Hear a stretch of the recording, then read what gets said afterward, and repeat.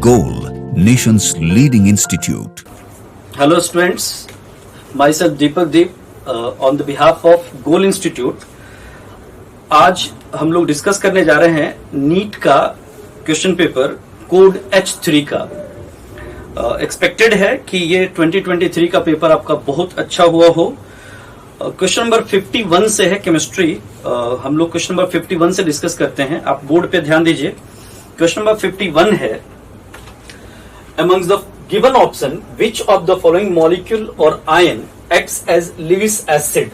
बहुत simple question है, ionic equilibrium का क्वेश्चन ही ये. इनमें से कौन सा लिविस एसिड है, मॉलिक्यूल या आयन? तो पहला ऑप्शन है BF3. आपको देखते पता लग रहा हो कि BF3 इलेक्ट्रॉन डेफिशिएंट कंपाउंड है, ऑक्टेट कंप्लीट नहीं है, तो ये लिविस एसिड होगा क्योंकि इलेक्ट्रॉन एक्सेप्टिंग टेंडेंसी होगा इसका. OH नेगेटिव, NH3, वाटर, ये सारे के सारे लिविस बेस हैं, तो एक्सेप्ट फर्स्ट ऑप्शन बाकी सब लिविस बेस हैं. तो 51 का आंसर क्या करना चाहिए हम लोग को? आंसर 1, क्योंकि BF3 में सेक्सटेट कंडीशन है, ऑक्टेट पूरा नहीं है, ये इलेक्ट्रॉन एक्सेप्ट कर सकता है, तो ये क्लासिफाई किया जा सकता है लिविस एसिड में. क्वेश्चन नंबर 52 पे ध्यान दीजिए. विच amongst the following option is correct graphical representation for Boyle's law? इनमें से Boyle's law के लिए सही क्या है? तो Boyle's law के लिए सही क्या है अगर आप देखें तो पहला ग्राफ अगर आप देखते हैं, हम P को अगर कांस्टेंट कह दें तो इस जगह पे वॉल्यूम सबसे 1/v की वैल्यू सबसे बड़ी है, मतलब वॉल्यूम सबसे छोटा है, टेम्परेचर सबसे ज्यादा, मतलब इसने बोला है कि T3 more than T2 more than T1, तो ये तो सपोर्ट नहीं कर रहा, तो पहला ऑप्शन तो नहीं होगा. प्रेशर टेम्परेचर रिलेशन का कोई मतलब नहीं हमारे लिए अभी फिलहाल. प्रेशर वॉल्यूम में ये कह रहा है थर्ड ऑप्शन में कि T3 more than T2 more than T1. अगर हम पीवी का ग्राफ प्लॉट करें और कुछ ऐसा है, ये यहां T1 है, ये T2, ये T3 है. अगर सही कब होता तो ये टेम्परेचर सबसे ज्यादा होता. अगर हम कांस्टेंट वॉल्यूम पे देखते तो इस जगह में प्रेशर सबसे ज्यादा है. प्रेशर सबसे ज्यादा है मतलब टेम्परेचर सबसे ज्यादा, तो फिर ये भी रॉन्ग स्टेटमेंट है. फोर्थ ऑप्शन में अगर हम P कांस्टेंट कर दें तो हमें समझ में आता है कि P कांस्टेंट करने से 1/v की सबसे बड़ी वैल्यू यहां, मतलब वॉल्यूम सबसे कम, मतलब फिर यहां T3 more than T2 more than T1 will be the correct answer. तो आंसर समझ में आता है क्वेश्चन नंबर 52 का answer fourth.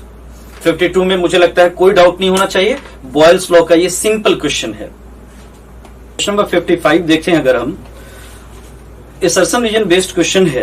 given below are two statements, one is labeled as assertion and other is labeled as reason. assertion दिया है कि in equation delta G reaction is minus n FeCl, value of delta G reaction depends on n. सही बात है. n बदलेगा तो delta G reaction बदल जाएगा. एक मोल के लिए कुछ वैल्यू तो 2 मोल के लिए डबल वैल्यू हो जाएगी. तो assertion is right. E cell is an intensive property and delta G reaction is extensive property is again right statement. Delta G reaction एक एक्सटेंसिव प्रॉपर्टी है. हम जानते हैं बच्चे कि डेल्टा जी रिएक्शन जो होता है वो -NFE सेल है. ये एक्सटेंसिव इसलिए है क्योंकि हमने इससे मल्टीप्लाई कर दिया है. नंबर ऑफ मोल्स जो होता है वो नंबर ऑफ मोल्स बेसिकली हमारा नंबर ऑफ इलेक्ट्रॉन्स है, number of moles of electrons. तो जितने मोल्स ज्यादा होंगे उतना ही इलेक्ट्रॉन का एक्सचेंज ज्यादा होगा, और एक्सटेंसिव प्रॉपर्टी से मल्टीप्लाई कर दिया इसलिए ये इंटेंसिव एक्सटेंसिव बदल गया. तो ई सेल हमारा इंटेंसिव प्रॉपर्टी और डेल्टा जी एक्सटेंसिव प्रॉपर्टी. तो आंसर इसका assertion is true, reason is true and correct explanation. तो आंसर थर्ड करते हैं हम लोग. तो इसका आंसर क्या कर देते हैं हम लोग? तीसरा. Both A and R are true and R is correct explanation of assertion. अब देखते हैं क्वेश्चन नंबर हम लोग क्वेश्चन नंबर 57 देखिए आप. क्वेश्चन नंबर 57 है, given below are two statements, one is labelled as assertion and other is labelled as reason. Assertion reason का ये क्वेश्चन है. असर्शन दिया है helium is used to dilute oxygen in diving apparatus. पता है आपको, अगर आपने सॉल्यूशन चैप्टर पढ़ा है, हेनरीज लॉ पढ़ा है, तो आपको पता है कि हीलियम हम इंट्रोड्यूस करते हैं डाइविंग एपरेटस में, इसलिए क्योंकि उसकी सॉल्युबिलिटी कम होती है। रीजन है helium has high solubility in O2। तो असर्शन हुआ सही और रीजन हुआ फॉल्स। तो 57 का आंसर हम लोगों को समझ में आता है answer 1, assertion is true but reason is false. Simple question है, थियरी बेस्ड क्वेश्चन है, सॉल्यूशन चैप्टर से है ये क्वेश्चन हमारा 12th क्लास से।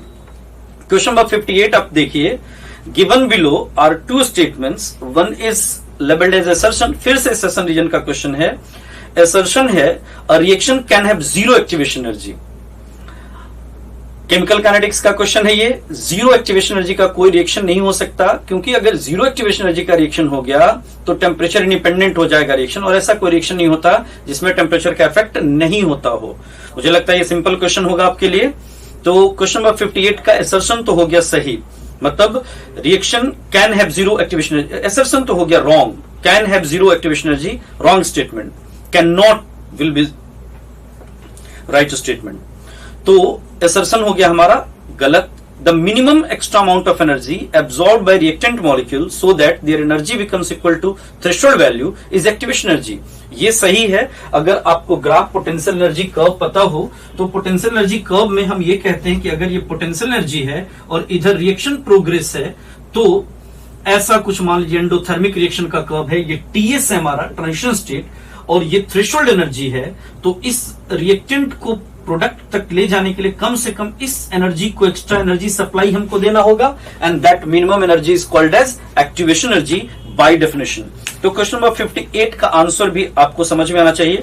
असर्शन हो गया था हमारा रॉन्ग और रीजन हो गया था हमारा सही। तो आंसर 58 का हमको करना चाहिए सेकंड। तो 58 का आंसर क्या हो जाता है बच्चे? 2। मुझे लगता है ये भी आसान लगा होगा आपको, केमिकल काइनेटिक्स का क्वेश्चन था। नेक्स्ट क्वेश्चन की तरफ मूव करते हैं हम। क्वेश्चन नंबर 59 देखते हैं अब हम लोग। क्वेश्चन नंबर 59 है, weight in gram of 2 moles of the organic compound which is obtained by heating sodium ethanoate with sodium hydroxide in presence of calcium hydroxide। Alkane की प्रिपरेशन में आपने पढ़ा होगा। बहुत सिंपल क्वेश्चन है कि अगर हमारे पास ऑर्गेनिक कंपाउंड क्या है जी, सोडियम इथेनोएट, मतलब CH3COONA को हमने NaOH से ट्रीट किया है इन the presence of calcium oxide. तो आपको पता है कि CH4 गैस बनता है और साथ में Na2CO3। ये जो बना इसका मास है 16 ग्राम, लेकिन पूछा है 2 मोल का मास ऑफ 2 मोल पूछा है। तो 2 मोल का मास कितना हो जाएगा? 32 ग्राम। तो आंसर समझ में आता है, आंसर 4 हो जाएगा क्वेश्चन नंबर 59 का। सिंपल क्वेश्चन है, एक सिंपल बैलेंसिंग आंसर हो जाता है। क्वेश्चन नंबर 61 देखिए, फिर एटॉमिक स्ट्रक्चर का क्वेश्चन है, structure of atom 11th class से। The relation between nm is number of permissible value of magnetic quantum numbers. एक तरह से m है ये, for a given value of azimuthal quantum number. Azimuthal quantum number l लिया है और magnetic quantum number को nm बोला है। तो आप जानते हैं कि ये जो m होता है, ये टोटल वैल्यू, ये 12+1 होता है। तो ये L क्या लिखा जा सकता है? m-1/2। तो समझ में आता है, m को इस क्वेश्चन ने nm कहा है, सबस्क्रिप्ट में m रखा है। तो आंसर इसका हम लोगों को समझ में आ जाता है third answer is nm-1/2, L की वैल्यू हो जाएगी। सिंपल क्वेश्चन है ये भी। क्वेश्चन नंबर नेक्स्ट है हमारा 66 पे फोकस करिए, बोर्ड पे है आपके। Right option for the mass of carbon dioxide produced by heating 20 gram 20% pure limestone is. 20 ग्राम है, 20% है, मतलब 20 ग्राम का 20% सबसे पहले आपको कर लेना है। 20 ग्राम का 20% विल बी, आप पहले तो रिएक्शन दिया हुआ है, रिएक्शन लिख लीजिए। CaCO3 on heating gives CaO plus CO2 gas. Well known reaction है ये। अगर ये 100 ग्राम होता molar mass of calcium carbonate, तो हीट करने से 44 ग्राम आपका CO2 बनता as per balanced chemical equation. और डेटा देखिए तो ये 20 ग्राम का 20% है। 20 ग्राम का 20% बोले तो 4 ग्राम, तो 4 ग्राम से कितना, simple unitary method 44/100 into 4 solve किया तो 1.76 ग्राम आंसर हमको मिल जाता है। तो 66 का आंसर हम लोगों को क्या करना चाहिए, आंसर नंबर 4। मुझे लगता है ये भी आसानी से हुआ होगा, स्टोइकोमेट्री का एक बहुत बेसिक क्वेश्चन था। तो क्वेश्चन नंबर 66 का आंसर हम लोग 4 करके नेक्स्ट क्वेश्चन पे चलते हैं। क्वेश्चन नंबर 74 देखते हैं अब हम लोग। A compound is formed by 2 elements A and B. The elements B form cubic closed pack structure and atoms of A occupy 1/3 of tetrahedral voids. 1/3 of tetrahedral voids. Formula AXBY क्या हो, तो पहले हम लोग फॉर्मूला निकाल लेते हैं। X और Y की वैल्यू पूछ रहा है, कह रहा है कि B फॉर्म्स CCP, तो CCP बना रहा है तो मान लेते हैं n एटम्स पैक्ड हैं। A 1/3 ऑफ TV में है, पता है कि n एटम्स अगर CCP में है तो total number of tetrahedral voids कितना हो जाता है 2n। 2n का 1/3 मतलब 2n/3 टेट्राहेड्रल वॉइड ऑक्यूपाइड है, तो फॉर्मूला हमारा हो जाएगा A 2n/3 Bn मतलब A2B3। तो पूछ रहा है कि आप कंपेयर करिए AXBY से। समझ में आ गया कि x की वैल्यू 2 है और y की वैल्यू 3 है, तो x प्लस y 5 हो जाना है। तो आंसर 3rd समझ में आता है। पूछ रहा है कि x प्लस y की वैल्यू बताइए फॉर्मूले को देख के। 74th solid state 12th class, आसान सा question. Question number next question है हमारा 77 देखिए बोर्ड पे लिखा हुआ क्वेश्चन है, which one is an example of heterogeneous catalysis.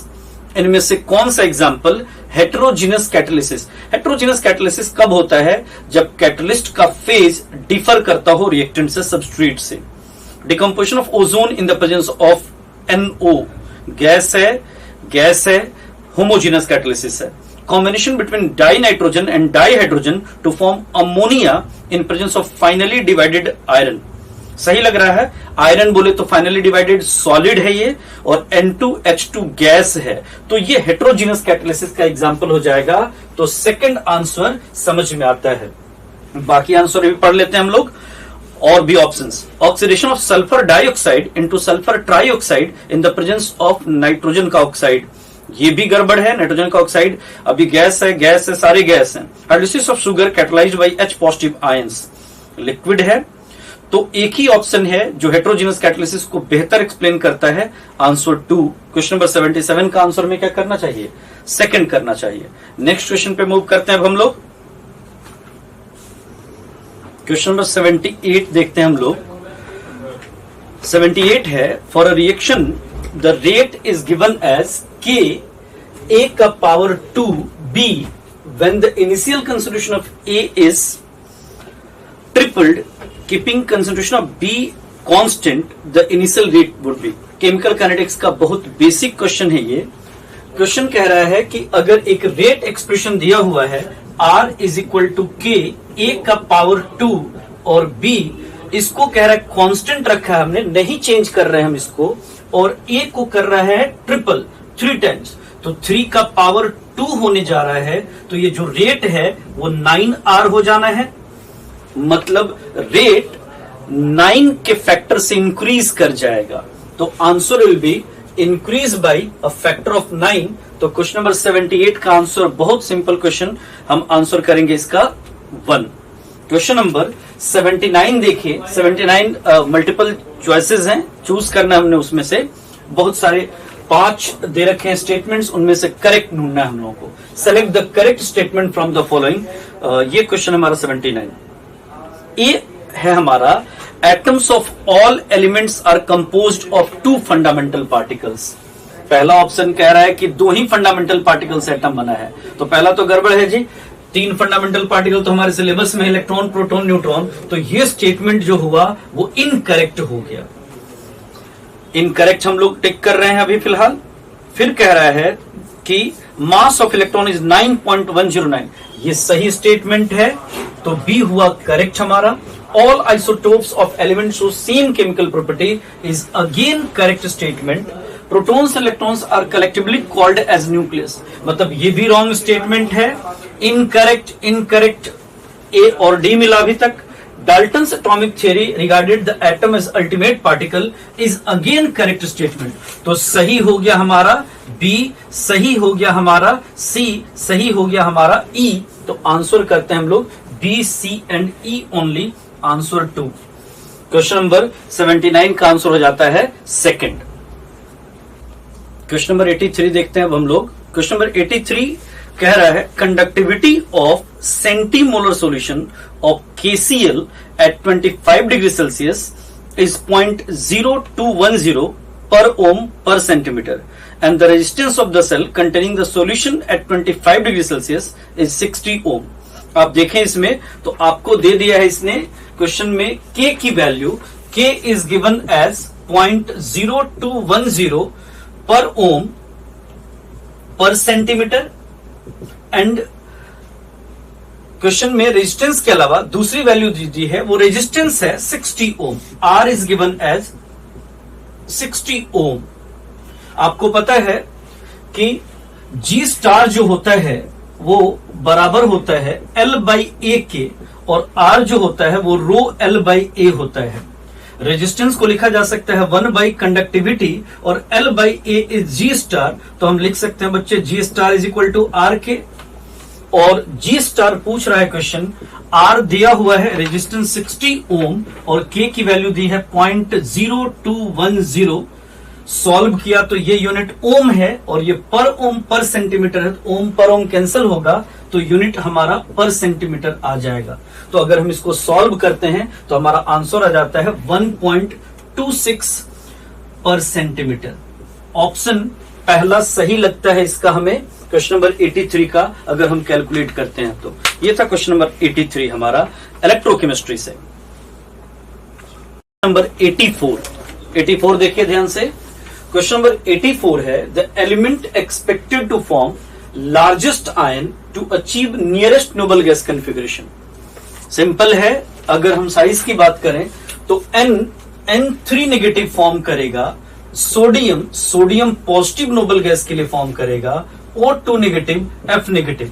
आपको दिख रहा होगा इन सबों में सबसे लार्जेस्ट आयन कौन फॉर्म करने जा रहा है? नाइट्रोजन, N3 नेगेटिव, और सबसे स्मॉलेस्ट पूछता तो आंसर क्या होता? Second, sodium positive. तो इसका आंसर हमें क्या कर देना चाहिए बच्चे? क्वेश्चन नंबर 84 का आंसर 1। बहुत बेसिक क्वेश्चन, ये साइज से हम कर सकते हैं। Question number 85 states of matter से कह लीजिए इंटरमोलिकुलर फोर्स के बारे में पूछ रहा है। Intermolecular forces are forces of attraction and repulsion between interacting particles. सही बात है। इंटरमोलिकुलर फोर्सेस बोले तो अट्रैक्टिव फोर्स भी और रिपल्सिव फोर्स भी। कौन कौन से ये फोर्स होते हैं इंटरमोलिकुलर फोर्स? टाइप पूछा है तो आपको पता है डाइपोल फोर्स होता है intermolecular force, dipole induced dipole भी होता है, हाइड्रोजन बॉन्डिंग भी इंटरमोलिकुलर फोर्स है, कोवेलेंट बॉन्डिंग तो बॉन्ड है, इंटरमोलिकुलर फोर्स नहीं है। डिस्पर्सन फोर्स और लंदन फोर्स भी हमारा इंटरमोलिकुलर फोर्स है। तो ऑप्शन देख लेते हैं, सही हुआ ए, बी, सी और ई। तो A, B, C and E are correct. तो आंसर इसका बन जाता है हमारा first is right answer. Question number अगर हम 85 की बात करते हैं, नेक्स्ट क्वेश्चन देखते हैं हम लोग। क्वेश्चन नंबर 88 देखें हम लोग अगर, तो बहुत बेसिक सा क्वेश्चन है, सरफेस केमिस्ट्री का डेफिनेशन बेस्ड क्वेश्चन। क्वेश्चन है pumice stone is an example of. Pumice stone क्या है? आपको पता है pumice stone is a good example in which gas is dissolved in solid. आपने अगर सरफेस पढ़ा है, एनसीईआरटी का टेबल पढ़ा है, तो एनसीईआरटी के टेबल में है कि प्यूमिस स्टोन जो है वो एग्जाम्पल है एक ऐसे सोल का जिसमें गैस डिजॉल्व रहता है सॉलिड में। By default it is a good example of solid sol. तो 88 का आंसर हमें क्या कर देना चाहिए? फर्स्ट। तो 88 का आंसर हम लोग को सॉलिड सोल समझ में आता है, क्योंकि इसमें क्या होता है जी? Gas dispersed in solid. Pumice stone is an example जिसमें dispersed phase is gas and dispersion medium is solid. Question number 88 के बाद अगर नेक्स्ट क्वेश्चन आप देखिए तो क्वेश्चन नंबर 95 है हमारा next question. Equilibrium concentration of the species in the reaction A plus B goes to C plus D are like this much। 2, 3, 10 and 6 दिया हुआ है। कह रहे हैं कि इसका डेल्टा जी नॉट बताइए। तो आपको पता है कि डेल्टा जी नॉट चाहिए तो -2.303 RT log KC लगाना होगा, K इक्विलिब्रियम लगाना होगा, और इसका KC अगर हम पता करें तो वो 2 ऊपर 10 multiplied by 6 divided by 2 multiplied by 3 10 आ जाएगा। यहां अगर ये वैल्यू पुट कर देते हैं तो ये -2.303 इंटू 300 इंटू log 10 की वैल्यू 1 हो जानी है। सॉल्व किया तो सॉल्व करके हम लोग को आंसर मिल जाता है -1381.80 कैलोरी। तो आंसर इसका हम लोग फर्स्ट करते हैं। क्वेश्चन नंबर 95 एक न्यूमेरिकल बेस्ड प्रॉब्लम है।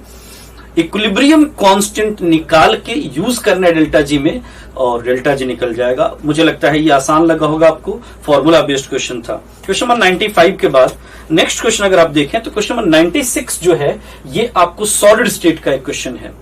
क्वेश्चन नंबर 96 में कह रहा है सॉलिड स्टेट से, ये दूसरा क्वेश्चन है। सॉलिड स्टेट का एक पहला क्वेश्चन आपने पहले डिस्कस किया था जिसमें फॉर्मूला बेस्ड वाला था। क्वेश्चन नंबर 96 में कह रहा है कि एज सेंटर पे जो ऑक्टाहेड्रल वायर्ड है, what fraction of one edge centred octahedral void lies in one unit cell. Edge centre पे जो ऑक्टाहेड्रल वायर्ड है उसका कंट्रीब्यूशन 1/4 होता है, और जो बॉडी सेंटर में ऑक्टाहेड्रल वायर्ड है उसका पूरा कंट्रीब्यूशन होता है। तो अगर हम एज सेंटर की बात करें तो कंट्रीब्यूशन कितना होगा 1/4। तो आंसर 96 का हमें क्या समझ में आता है 1। बहुत बेसिक क्वेश्चन, अगर किसी बच्चे ने सॉलिड स्टेट पढ़ा है और एज सेंटर का कंट्रीब्यूशन जानता है तो वो आसानी से कर सकता है। आपको पता है तभी तो 4 octahedral वायर्ड्स per unit cell of CCP आता था, क्योंकि 12 एज सेंटर और 12 का 1/4 हो जाता था 3, और 3 और एक बॉडी सेंटर वाला पूरा हमारा टोटल 4 हो जाता था। तो ये 4 जो हमने काउंट किया था उसमें 12 इंटू 1/4 प्लस 1 ही तो किया था। तो सिंपल था, कर सकते हैं आप। 97 थर्मोडायनेमिक्स का एक ऐसा फॉर्मूला जो बच्चे बच्चे की जुबान पे रहता है। क्वेश्चन है कि इनमें से कौन सा रिलेशन इंथैल्पी चेंज और इंटरनल एनर्जी चेंज को रिलेट करता है। तो आपको पता है कि delta H is equal to delta U plus delta ngRT, ये सही आंसर है। तो क्वेश्चन नंबर 97 का आंसर हम लोग फोर्थ कर रहे हैं। Delta H is equal to delta U plus delta NGRT, जहां delta NG number of moles of product gaseous minus number of moles of reactant gaseous होता है। तो 97 एक सिंपल क्वेश्चन लगा होगा, एक्सपेक्टेड है आपसे सबसे सही हुआ होगा। नेक्स्ट क्वेश्चन पे हम लोग मूव करते हैं जो है क्वेश्चन नंबर 98 है हमारा। एक बैलेंसिंग है रेडॉक्स रिएक्शन का, बहुत सिंपल बैलेंसिंग। कह रहा है कि on balancing given redox reaction और कोएफिशिएंट्स पूछा है। बहुत बेसिक सी बात है। हम इस रिएक्शन को पहले ए बी सी हटा के सिंपल स्केलेटल फॉर्म में अगर लिखें तो Cr2O72 negative plus SO32 negative goes to Cr3 positive और प्लस SO42 नेगेटिव लिख सकते हैं ना, सिंपल। अब इसको अगर हम Cr2 है तो ट्वाइस कर देते हैं। हमें पता है रेडॉक्स में कि अगर Cr को Cr से जोड़ दिए, Cr प्लस 6 में है, 2 का 6 टाइम्स 12, 2 का 3 टाइम्स हमारा कितना है 6। तो ये प्रोसेस रिडक्शन है बाय 6 इलेक्ट्रॉन। सल्फर प्लस 4 में है, सल्फर प्लस 6 में है, प्लस 4 से प्लस 6 ऑक्सीडेशन है। Oxidation by 2 electron and reduction by 6 electron. To balance 2 को हमने 3 से मल्टीप्लाई करना होगा, तो मल्टीप्लाई करके रीराइट किया तो equation becomes Cr2O72 negative 3SO32 negative goes to 2Cr3 positive और plus 3SO42 negative. Next job हमारा है to balance oxygen in hydrogen atom. Oxygen गिन लेते हैं, इधर 7 ऑक्सीजन और 9 16 ऑक्सीजन, और इधर है 12 ऑक्सीजन। तो इधर हमने जोड़ना होगा 4H2O, और 4H2O जोड़ा तो हाइड्रोजन हो जाएगा उधर 8, इधर 0 हाइड्रोजन है तो हमें जोड़ना होगा 8H पॉजिटिव। अब कोएफिशिएंट देख लेते हैं तो A की वैल्यू हो गई हमारी 1, तो A is equal to 1। B की वैल्यू हो गई हमारी 3 दिया हुआ है जी, और C की वैल्यू हो गई 8। तो ऑप्शन नंबर ऐसा हो जाता है, A की वैल्यू 1, B की वैल्यू 3 और C की वैल्यू 8। तो आंसर हम लोग थर्ड करते हैं। क्वेश्चन नंबर 98 का आंसर हमारा क्या हो जाता है थर्ड। तो आप क्वेश्चन नंबर 98 बहुत आसानी से कर सकते हैं कि रेडॉक्स का सिंपल क्वेश्चन है। तो क्वेश्चन नंबर 98 हमारा लास्ट क्वेश्चन था, रेडॉक्स का ये क्वेश्चन था, बहुत आसान था आपका। ओवरऑल पेपर आपने बहुत अच्छा किया होगा, पूरा पेपर एनसीईआरटी बेस्ड था। मैक्सिमम क्वेश्चंस अगर हम कहें तो गोल के पैकेज से थे, जो आपने टेस्ट दिया है उससे सारे क्वेश्चंस मिल जाएंगे आपको, और मुझे लगता है कि हर बच्चे का ये पेपर बहुत अच्छा हुआ होगा। तो एक बार आप आंसर चेक करिएगा, कोड H3 का आंसर है ये हमारा। तो ये था पूरा physical chemistry. Thank you so much students, thank you.